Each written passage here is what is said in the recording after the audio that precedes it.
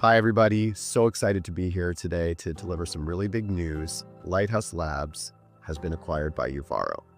If you don't know Uvaro, they are a fellow Canadian company that's been focused on career success and workforce development. And I want to share just a couple of big pieces of the news that are really important for all of you to know, our community who's supported us over all these years.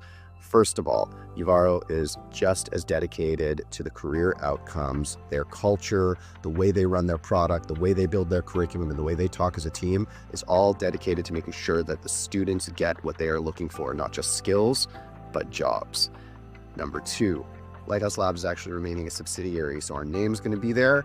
Our team's moving over. We're still offering the bootcamp programming. We're still working with our partners in the ways that we always work with our partners, which is to focus on excellence and outcomes that everybody is happy with. And that brings me to the last one, which is just a huge thank you. The reason Lighthouse Labs is in the position it is in is because of how so many community members have contributed into what we do. It's an amazing, amazing group of human beings all across this country who have contributed little bits of their expertise into Lighthouse to make it this special place that we intend to continue building off of and working off of, and having you all involved in the next iteration and every iteration after that.